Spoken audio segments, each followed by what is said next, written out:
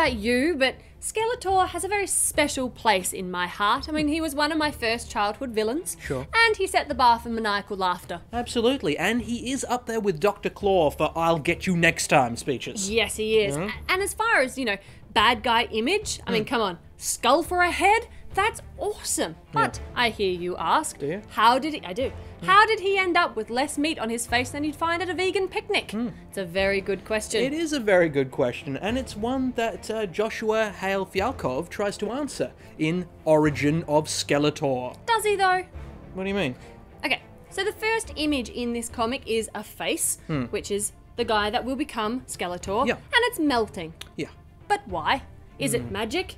Is it acid?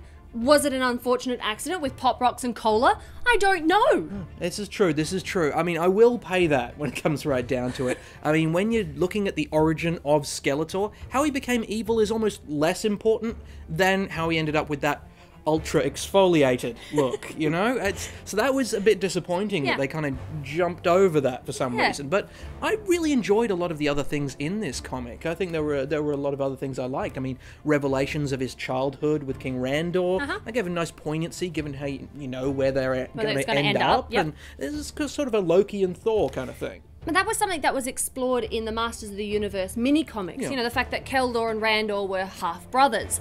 In this comic, I felt like it was all a little bit rushed, and I feel like the writer kind of relied on the fact that you'd have prior knowledge of these characters going in. Yeah, but who else is going to be reading this? Honestly, I may be wrong, but I would doubt that somebody who's never seen or read any He-Man stories is going to be picking up this comic. Yeah, okay, I will give you that. But in the, rare occasion that somebody does, there are going to be a lot of unanswered questions. I mean, who the heck is Hordak is just one of them. Yeah, okay, fair enough, but they will know that Hordak looks awesome. Well, that's true, they will. He looks awesome in this. I hope we can at least agree that the artwork is pretty cool. Yes and no. Come on.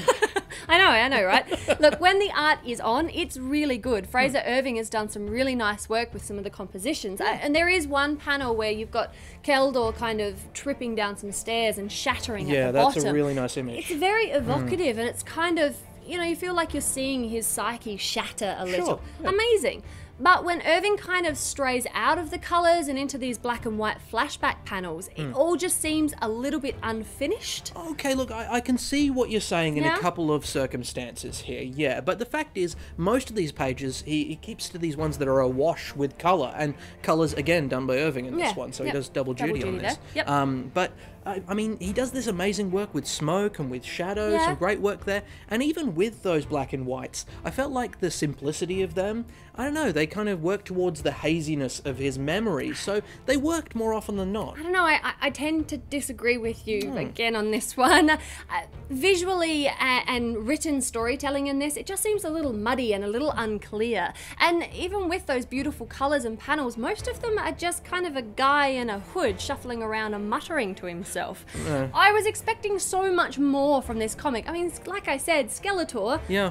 I loved Skeletor. I wanted it to be an interesting and fascinating look into one of my childhood villains, and it disappointed me. There were too many missed opportunities.